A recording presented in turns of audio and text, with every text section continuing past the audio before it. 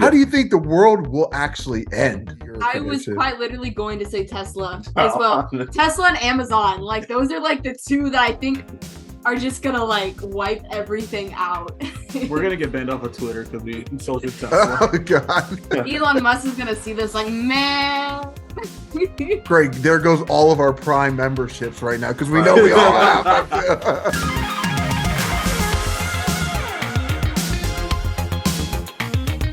Hey guys, welcome back to another interview here on Toned In Entertainment. Today, this is definitely a first for my Zoom interviews because we don't have one, we don't have two, but we have three people on the interview all at one time. We have Corvice, we have Ricky Ramirez, and we have Anarkid Ash. Hey.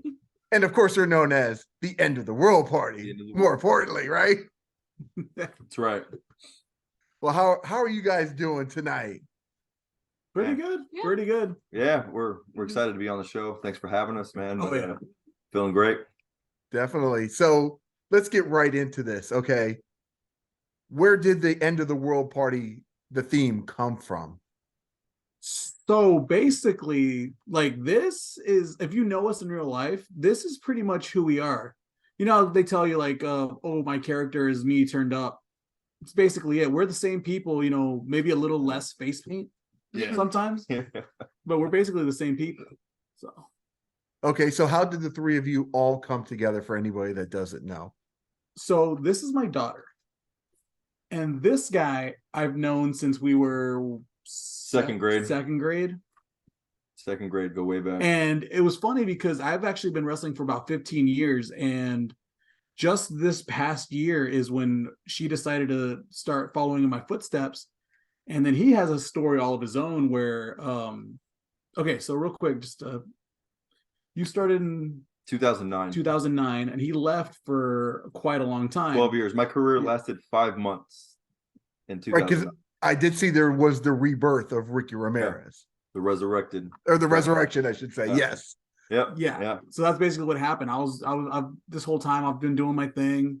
And then it's funny because I told myself, I was wrestling in Dallas last year, WrestleMania weekend.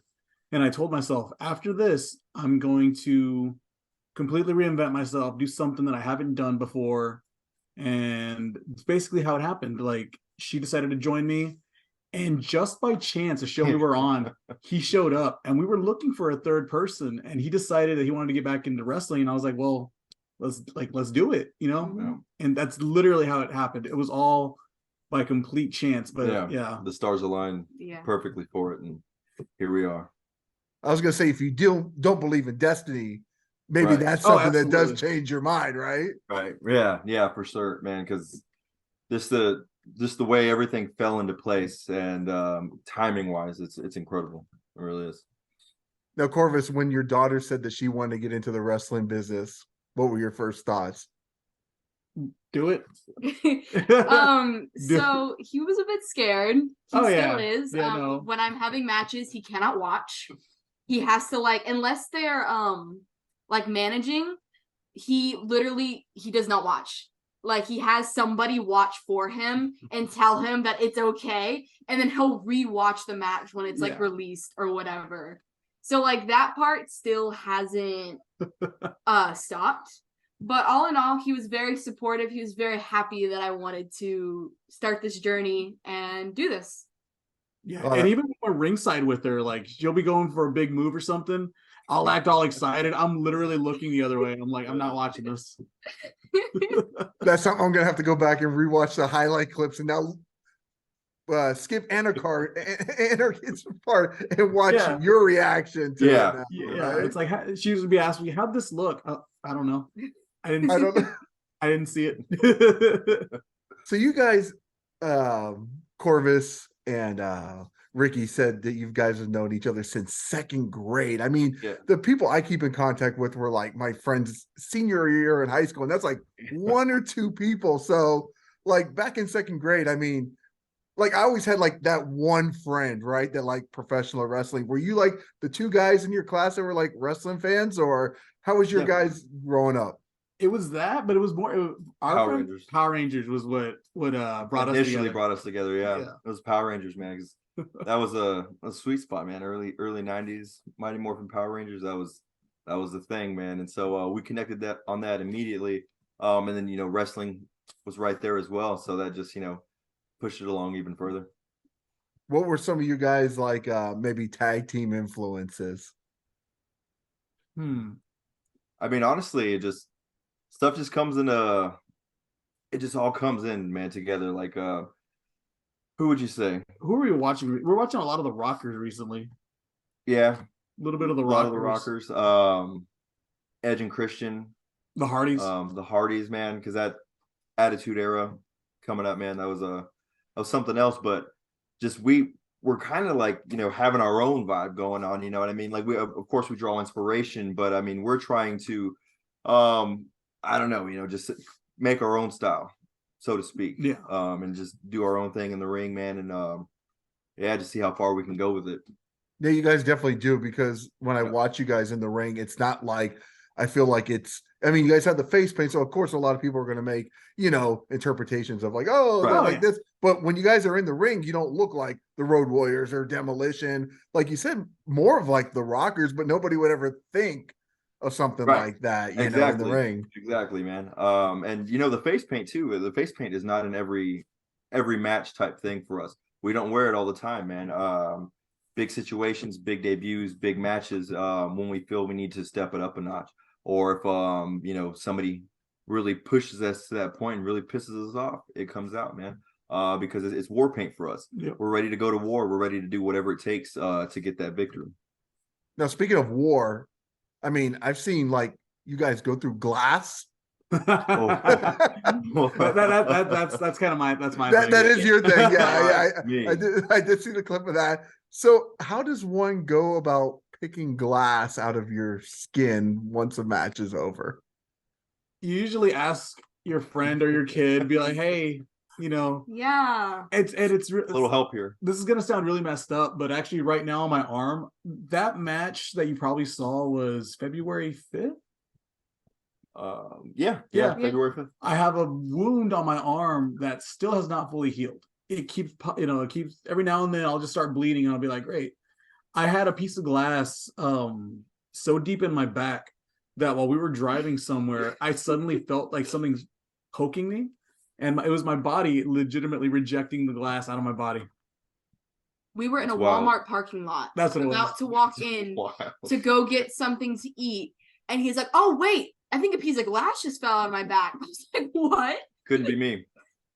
There's nothing really, I mean, they'll tell you, everyone says different things. The way I go about that is just don't think about it. Just do it. Just don't think about it. But in all fairness, I mean, you were in a Walmart parking lot. You might have been like still the most normal person in there, just Oh, with a piece of absolutely glass. I absolutely was. Yeah. Now, speaking of like going through glass, I've also seen, I always feel like, I mean, not that I've ever been in the ring, but I feel like if you're going to go through a table, also like you want the table to break. Yeah. Does it hurt that much more when the table doesn't break? Tell us, brother. Tell us. It Tell absolutely. us. It's the worst feeling. Oh man, I think the things going through my head when that happened, I was just like, oh my god, like what was that one? It happened like 3-4 times that we just couldn't break this door, and every single time I was like, we got it this time. Bounced off it? Absolutely not. Nope. It's the worst. I'd rather hit the ground. The toughest door.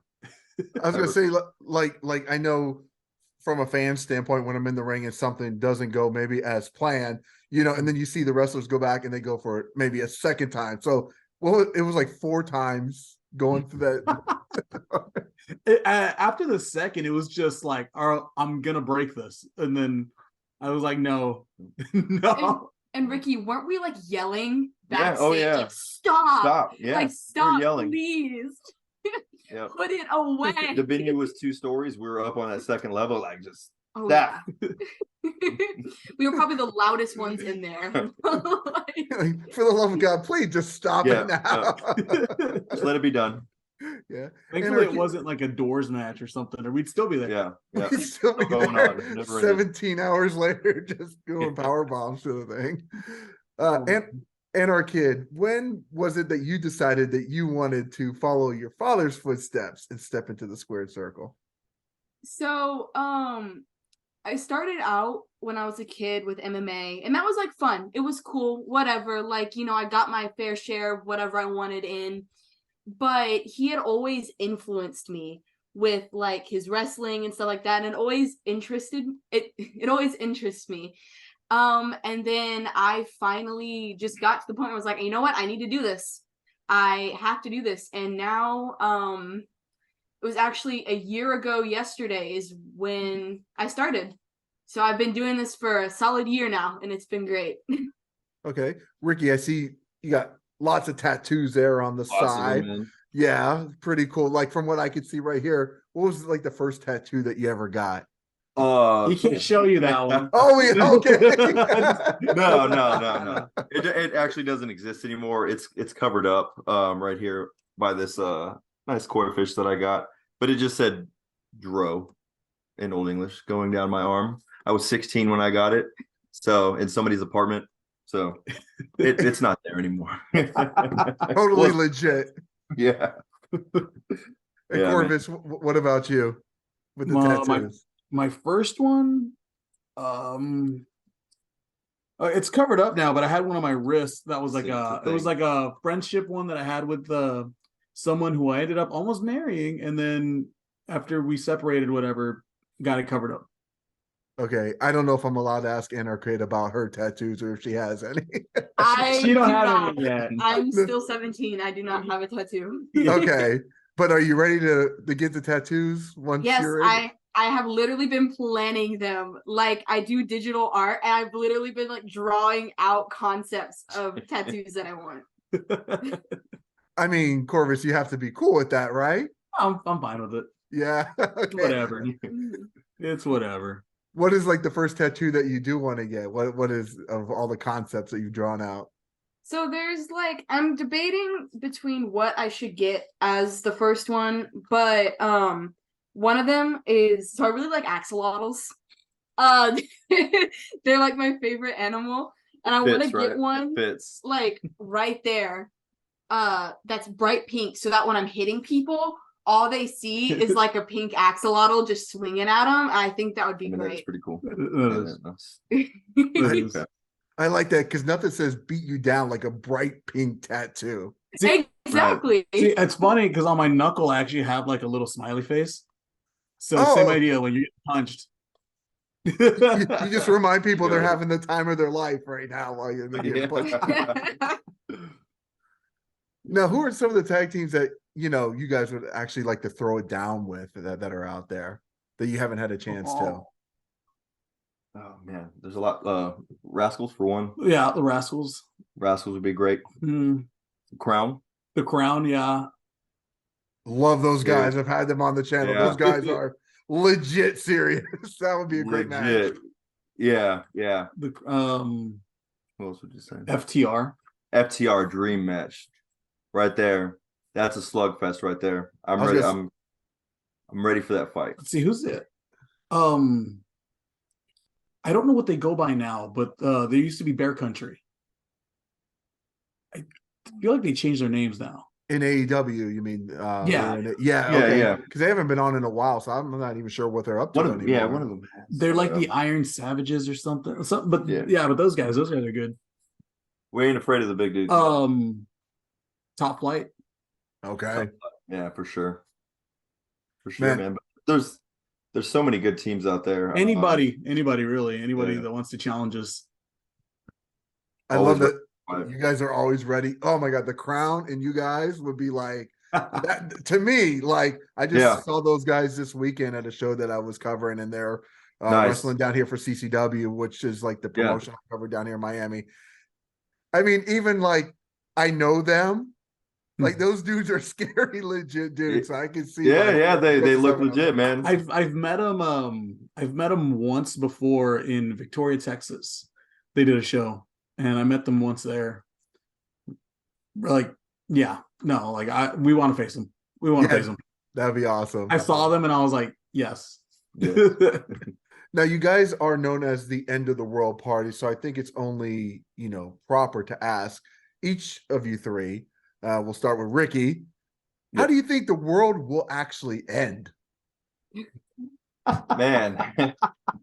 I mean, you're getting ready to have, you are the party, so Yeah. I mean, it's probably going to end with us just completely taking over. Yeah. You know, state by state, everywhere we go, we're just going to tear it down just little by little and just keep chipping away until we've conquered every place that there is to conquer, and the whole world is ash.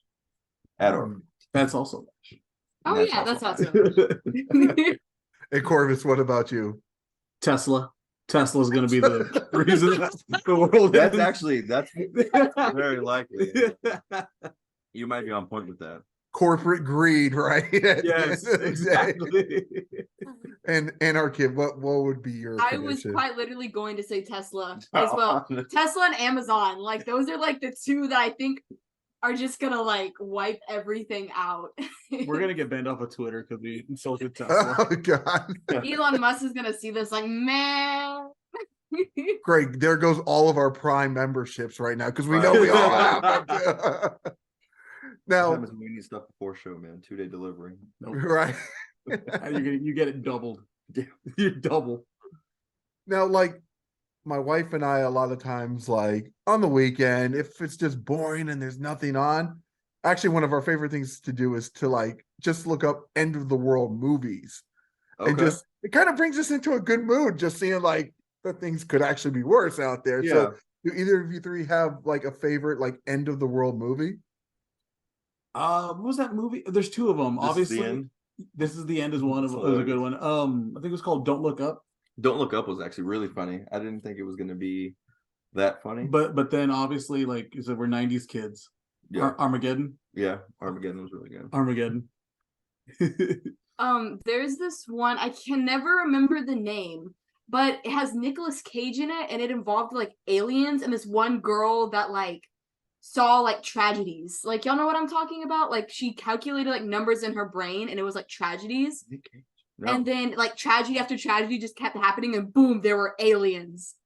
And I was like, bro, this is sick. I also saw that when I was in like 4th grade, so it could not be that fire anymore. But you know, like what is that movie? you know what it's like The Knowing or something like that. No, I don't know. It's something weird. I don't know. It'll hit later, and I'll remember. What was that Right. one? Cusack. 2012, wasn't it? Yeah. 2012. That one was pretty good too. That was like one of the first Blu-rays I bought. Yeah, I was like, I want to see this movie on Blu-ray, and I was like, oh, this is so awesome. Probably wouldn't look as good now though. I got 4K and all that, but Well, you know what? We actually just recently rewatched, I think 2012, maybe like 3 weeks ago or something like really? that. And it I think the movie still holds up for still holds up. like, All right, cool. Yeah, you know, I they're all haven't seen getting it on in a the, while, but yeah, that was a really good one too. You know what? It's Russian. Would Cabin in the Woods qualify as end of the world movie? Because I don't know if you've seen the end of it. Cabin in the Woods, where they're trying to. I'm thinking Last House on the Left. No, Cabin in the Woods is the one where they're like, there's all these people, there's monsters in cubes. What's his name? Chris Hemsworth's in it. But basically, at the end, they messed it all up, and the world ends. So maybe. Ooh, Annihilation. Annihilation. If any of y'all seen that. Yes. Nope. No? It was like that one weird where they had like sectors of the earth were disappearing and they ventured into it. And it was like these strange creatures had taken over and all of that. It was so strange. Nope. Never heard of it. Wow. Anyway. Okay. You made that up. well, you've got two James movies Ramble. that they've never heard of. But I know that there's the Nicolas Cage out there one, because I know there's times like I'll be editing projects or stuff, and then my wife goes on like the binge of the end of the world movie sometimes. And I remember this Nicolas Cage movie actually like being on in the background. Like I wasn't paying attention, but someone knows it exists. Yeah. And that's great. That's nice to hear. now what type of music are you guys rocking out to? Because I'm sure it's probably, you know, not Backstreet Boys or NSYNC or anything. Taylor like Swift. that. Yeah, I actually Taylor Swift, okay. I love Swift. Justin Timberlake. No, Oh, that is true. Justin Timberlake. No, that- 2020 Vision, or what is that? That he had 2020 Vision. I feel like that was his album. 2013. That was a great album. I love that. Justin Timberlake. Yeah, Amazing. all kinds of stuff. Really though, if I put my phone on shuffle, people would think that I'm pretty weird. Yeah, honestly, they're like, "What is this guy listening to?" I mean, it ranges from, like I said, Taylor Swift to Zealand Ardor. Like, it's just all over the place, man. Oh yeah, no, yeah. My Spotify is a complete mess. It's like this Oh. is not a real person on here. Yeah, no. Right.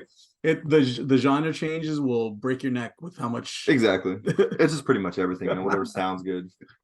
So I'm actually really into hardcore. So like Thing. bands like Tsunami, I Hate God, like all of those guys, I absolutely love because I used to play bass. Well, I still do, but those are like the main things that I would learn. And I'm also a big part of like the local scene in San Antonio. So that's like, yeah, that's my main genre. But then again, there is some Miley Cyrus in there. Party in the USA. Party in the USA is one of my faves. And the Oh World my Party in the god. USA. But yeah. I'm a 90s guy, so Corvice and Ricky, you guys are 90s guys as well Yeah. too. What is one thing each that you wish would come back from the 90s? Man. Riding my bike. No. No, what was it? Well, it could be something you did that we don't get to do. as No, a- I mean, one thing, I mean, just because we're wrestlers, WCW, man, like Monday Night Nitro, like that was the whole thing for me growing up, man. I was a Nitro kid. So I prioritized Nitro over Monday Night Raw. Whenever Nitro would go to commercials, then I would flip to Raw and catch what's on, you know what I mean? But I would always flip back constantly to see what was on WCW. But man, from the 90s, what don't we have anymore? For me, straight up Saturday morning cartoons. Like those don't exist anymore. You can watch them on Netflix and stuff, but it's not the same. Like you would wake up, pour some cereal or whatever was for breakfast, and you sit down and watch like all the shows. One Saturday morning on ABC, exactly. Recess and all that stuff, man. Yeah, that's one thing I miss. Yeah. God, I remember that because me and my sister, my sister's like 2 years younger than me, so Saturday morning cartoons. I remember they would have those like big preview nights too on like a Friday night or something. For like what's coming all season, and they would show like, oh, there's a new cartoon with like MC Hammer coming out or the Snorkels, and you're like, we would be like making a list of like, okay, on channel ABC we're watching this at a certain time, and then on NBC we got this block of hour, and then remember that X-Men TV Guide channel? Yes. TV Guide channel, you just gotta watch it scroll. Man, you're making me remember all this. I missed it. All this stuff from the 90s now. Like that one that weird superhero movie Shaquille O'Neal was in. Oh, the Shazam? No, or Steel. Steel. Oh, that one? Yeah, Steel. He was like a superhero. It was like the weirdest thing. It was a weird thing. Burrito from Taco Bell. Do you remember that thing? Yes. The Frito burrito Burrito. from Taco Bell. That was in the 90s, and I don't think we ever brought that back. But it was good. Now you mentioned WCW, and Ricky, like I'm 100% on board with you. I mean, if you look right back there, it's like my little Sting shrine, Sting, you know, it's way like, up there, obviously my favorite of all time, and it's just like the okay. So I knew we were gonna get along, right? Yeah. What did you think the day that Shane McMahon came on and said they own WCW, or Vince, both of them? It was wild. So like I think then, when was that? I was almost 11 years old. I was 10 at the time when that happened, and so I didn't know how real it was. You know what I mean? Like that they actually bought it, because then everything to me, like it was real, but I just couldn't comprehend that it was no more. So I didn't know where they were going to go with it. I didn't know if it was going to be just like a storyline or whatever, but I just remember like what's going to happen to Sting, thinking of what's going to happen to Sting, and everybody else, because like I didn't know that if I was ever going to see him again. And it was pretty weird, the vibe of the night, with the commentators just going out there. They almost seemed like they didn't know what was going on either. But I remember that Flair and Sting match and the way they embraced afterwards and everything, and I was like, oh man, this is wild. But again, I was just a kid at the time, so my mind was all over the place, really. But yeah, it was crazy. Yeah, I wish that never happened. Yeah, it literally feels like end of the world when you're watching that happen. Yeah, that was the end of the world, I think, maybe to a lot of us in 2001, right? It was Oh my God, so many like I'm like having heart palpitations just thinking about it. PTSD's coming back. It man. really was. It really was. Like even going over, there was Impact for a while, and actually the only pay-per-view I ever bought from Impact was the one where Sting debuted on that first Oh, show, okay. and I was like, I gotta come back and watch Yeah, it. And like, yeah. it's just wow, it's just crazy, crazy times. Yeah, that was a wild time. And then I remember watching, WWE after that, and just seeing like, okay, they're starting to show up in and out, but I was always waiting. Where's Sting? Like, where's Sting? Why isn't he here? What? Yeah. You see everybody else that was showing up, and it's like, why is Sting Where not all the like? Why stars- was he not the first one? Yeah. Um, Where are all Well, the big stars? Because you don't Yeah. know, you don't know what's going on. Like, where's Goldberg? yeah, exactly. Yeah, why was he not one of the other first ones? Because what was it like? Booker called T. Booker T was the biggest one. I Booker think. T was the biggest name. Yeah. Yeah. that they actually kept, because he actually won the title on that last show, didn't he? Back from Steiner. Scott Steiner, yeah, because they Yeah, didn't want, right. they weren't sure they wanted to bring Steiner in at the time, and Yeah, they thought Booker T would be a better world champion coming into the Wait, so WWE at the time. did WWE book that last show? I think they had influence as to like who Really? they wanted the Wow. world I champion. never even thought of that. I've never even thought of that. Wow. Yeah. Revelation. Wow. Yeah, as far as I'm aware of, I felt like I from what I know that Yeah. they wanted Booker T Yeah. to I actually mean, I come don't know in as- why I wouldn't have thought that, but Yeah. I never thought about that until right now. You know what? My one prediction was a couple months. I don't know how long it's been, 6 months or so. Like Tony Khan had a big announcement, and it was the night he announced that he had bought Ring of Honor. Oh And- yeah. right. So my wife was like, "What do you think his announcement was?" And like that little inkling in me was saying, "I think he bought WCW from the Oh, WWE." Not every right. just the Could you name imagine? WCW. Yeah. That would be So- wild. And then like they already have Tony Schiavone. Sting. oh, Right. man. Yeah. Right. Like, man, just I remember Tony Schiavone and like Mike Tenay.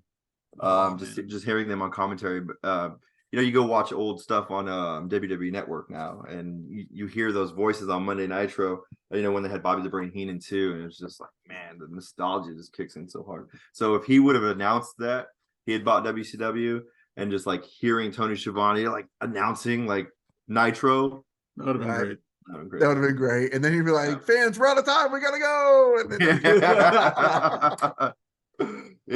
Yep. That's how it would have been.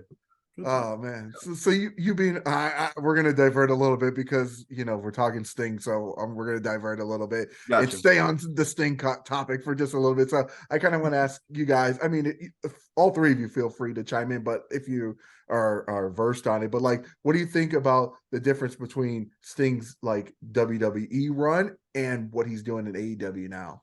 Oh man, dude, it's like night and day. Oh, The WWE run, it felt forced, I guess, just because they brought him in right away, and it was like into the heavyweight championship, picture right away, yeah. right? If I'm not mistaken, Yeah, wasn't he yeah. like immediately involved with Rollins with the Yeah. filling of the statue thing? Wait, hold on. Was it? Yeah, Because didn't he wrestle Triple H before that? but that was actually before his. Because then he wrestled Rollins, and that's when he got hurt. Yeah, But Rollins was like- the match he got hurt at. But I didn't he think wrestle came out Triple as- H and then like come back like years later or something like that? No, it was No? with the same. Okay. The same thing. Well, anyway, like that match with Triple H at WrestleMania, I WrestleMania. still think Sting should have gone over in that one. But Oh yeah, he he should should have. But I the mean, commentary in that NWO, match was just horrible, to be honest. have. And then like, why did the NWO come out to help Say Sting? Like he shit. spent his whole career fighting him off. Like I didn't get that, but whatever. But where was I? And then to his AEW run. Yes, no. So his AEW run, he just seems like he's a lot more involved with what's actually going on. You know what I mean? Like he's enjoying it. He's jumping off a balcony. Yeah, man. It's like they're giving him freedom. To really do this his way. And then he's being a mentor to Darby, and I'm sure other guys in the back, which would be a dream. So that's just amazing, man. I think the things that he's doing, this is like one of the best runs of his career. I think, and he really looks like he's having fun out there, man. So it's night and day compared to his WWE run. I was very excited to see him in WWE. I thought it was like way overdue. It should have happened, Oh yeah. more than a decade ago.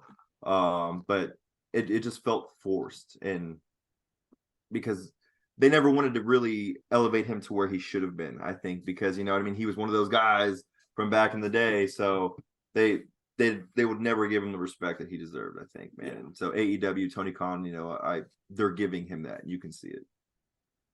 Yeah, no, he had that the WCW stigma throughout the entire thing. It was just like they had to keep throwing it out there. We beat them, Yeah. we beat them. He's not Yeah. like, oh man. Yeah. Exactly. Oh. Now through your guys' wrestling journey, and I'll ask all three of you, feel free to answer, is what would you say is like the biggest lesson each of you have learned on this career path? Okay, so mine has been actually take photos.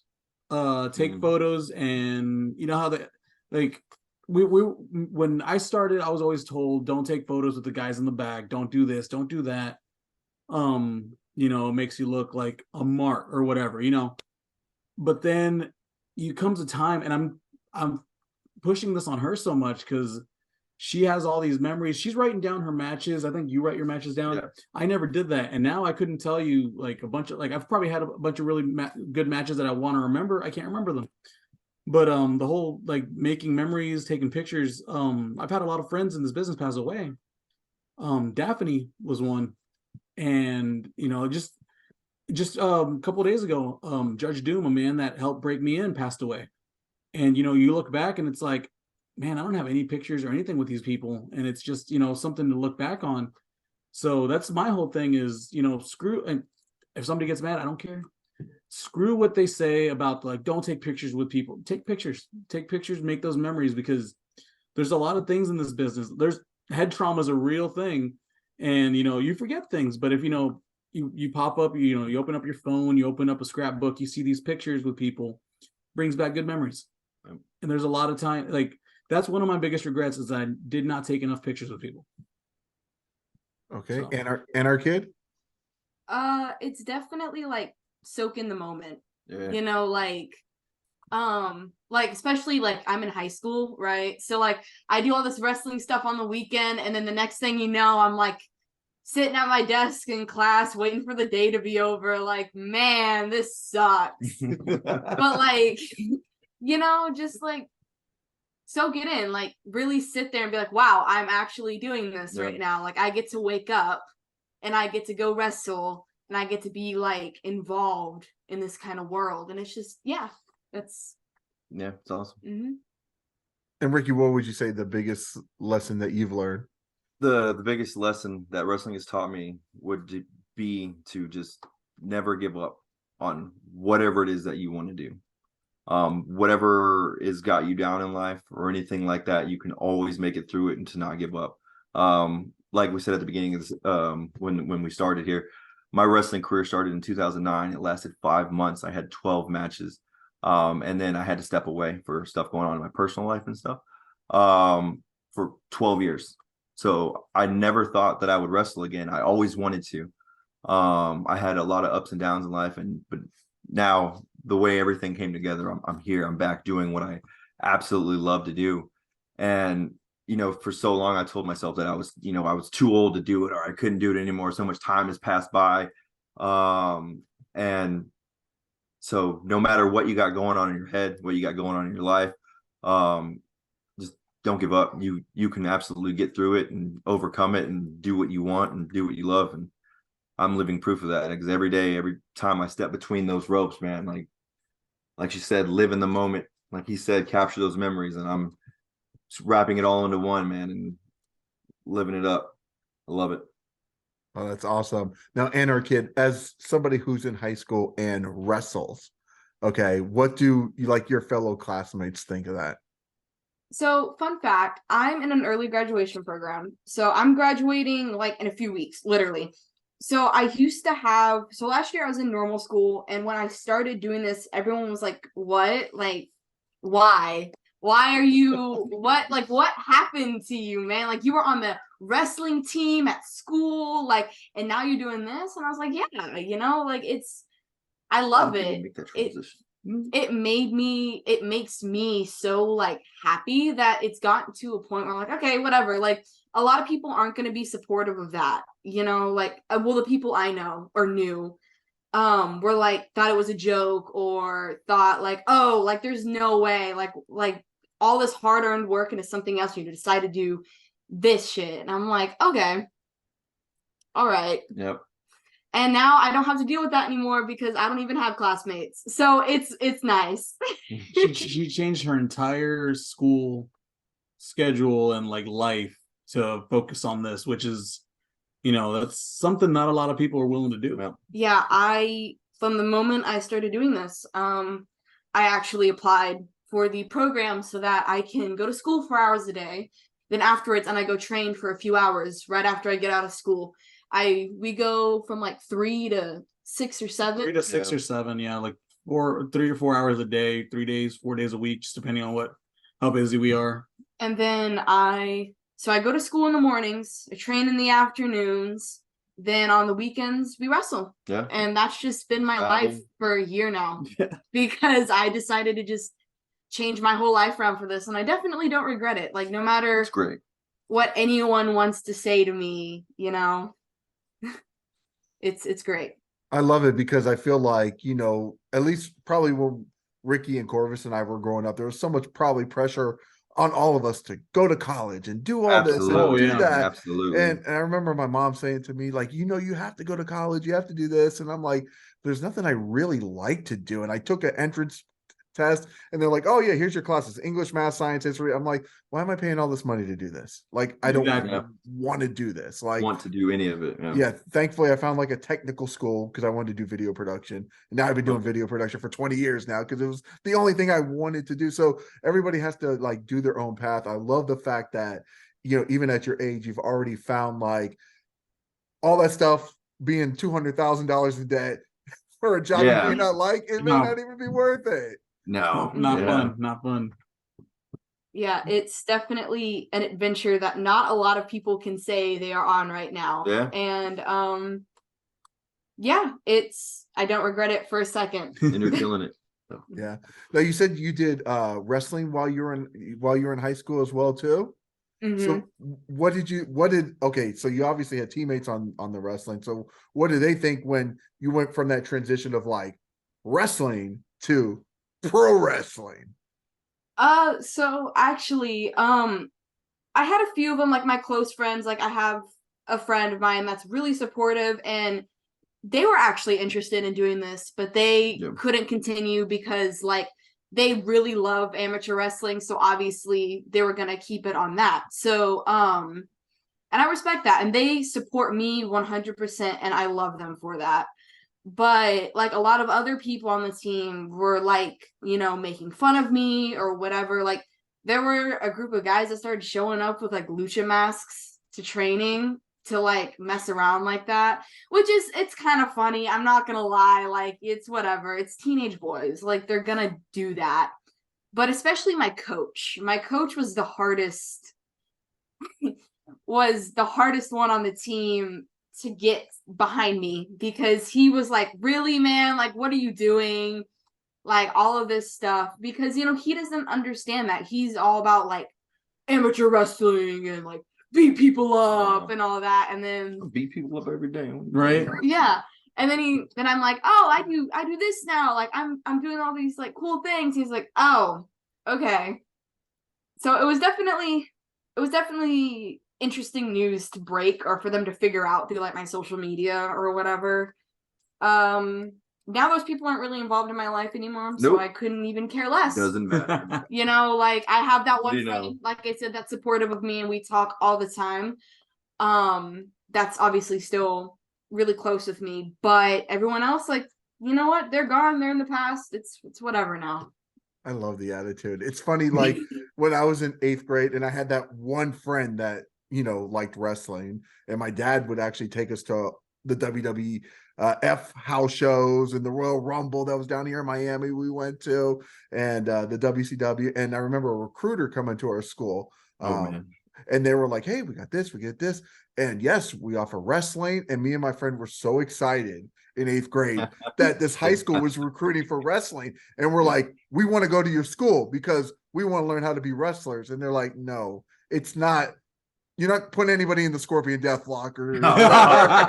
Oh yeah, no. They're like, no, it's the amateur. We're like, nah. You know Yeah. what? We're both going to we're Yeah. both going to public school. We heard wrestling and we're like, You know- sign me up. Yes. Yeah. Amateur wrestling, man, it like it is not it. At least for me. Like a lot of people obviously really like it, but for me, it was boring, to be honest. Like I'm just sitting there grappling with some chick. And it's like, come on, man. Like, where is the excitement in this? Where are the clotheslines? Yeah. The clothesline. Where's the Why drop can't kicks? you hit people? Like, Where's the storylines? Like, why is this person Right? wrestling this someone? Just because Where's they're my in the same entrance weight music? class? Right. Right. Yeah. That's my main thing. yeah, and it was just like, I don't know. It was not for me, and a lot of people really like it, but it just I thought for a bit it was like, yeah, this is what I want to do. Like I went to college camps. Like I legit went to like summer camps and summer intensives in colleges and stuff to try out like their teams and what they had to offer. And I thought legit that is what I wanted to do until I tried this. And I was like, nope, never mind. Ditching all of that. I found what I want to do now. And, yeah. Corvus, do you think your daughter is in a better place now in 2023 to be a professional wrestler than she would have been when you guys were coming up? Oh, absolutely. Absolutely. Yeah. For multiple reasons. Yeah. Yeah, she's in a much better spot now. Like, and just in general, like and she does intergender matches, and that's just because, women's wrestlers are hard to come by in some places. But from the in Texas, like there's a lot of great talent. So she's in, really good company. Mhm. Yeah. And stuff, like I said, way better than it was back in the day. And that's not to say that back in the day it was bad, because it wasn't, but now it's just miles and miles better. Like the talent, shout out to Hyan, she's killing it right now. And social media makes it a lot easier too, man. That and social media makes it a lot easier. Yeah, so she's in a really good place with a lot of good, she's in good company. So For sure. One of the my favorite phrases that's been thrown out to me was an interview I did with the wrestler Marina Tucker, who is Penelope Pink on Women of Wrestling. And I like to ask, okay, you know who she is. Yeah. Awesome. She's an awesome talent down here. She is the CCW Women's Champion. And when I interviewed her a couple of years ago, this is her quote, and I still like to throw this out there. I asked her what the one thing that she wishes would come back in professional wrestling. And, we grew up in the 90s. And she said that she just wishes wrestling would be cool. Like when you go to the mall and everybody had just in their wardrobe, Wrestling 316 shirts, NWO, Undertaker, Yeah. just do we ever think that wrestling will ever get back to what it was back in the late 90s? I think so. I think, I think so. Everything's cyclical, when I was coming up, my trainer always told me what's old is new. What might be cool now maybe won't be cool in a couple of years, but eventually it all comes back around. Well, I feel like too, even where we're at now with there's more places to work. Obviously now with AEW here, the massive success that they've had, and the stars that they're producing. I just think and it's got a whole different image than what WWE provides, and that what everybody's had for so long now, that I think kind of grew stale on people. And so I definitely think it'll come back, man. AEW's, doing big things. Ring of Honor's making the comeback, and there's just so many places, and like you said, everything goes around in cycles. And I think wrestling is definitely heading in the right direction. I think the business is just continuing to go up, man. It's so funny, like how I grew up in the during that late 2000s, or I'm sorry, early 2000s. Like I started going to independent wrestling shows, and I also remember them not being very good. Like it was Right. Marty Jannetty was the headliner to get people to come in, but you knew nobody else there Right. at these shows, other than the one or two guys. People say that guy could go to the WWE one day, but I feel like the indies are absolutely crushing it. I mean, Man. Oh yeah, no. Yeah. Was it 2006 or 7? I went to an independent show here in town, and without social media wasn't what it is now. So it's you see these people, you kind of know them. The main event on that show was Bryan Danielson versus Christopher Daniels. Biff Busick was in the opener, and it's back then it's oh, these are cool, good, really good guys. Look at them, look at all of them. I know Busick, I think he just retired maybe. But again, great dude, big star.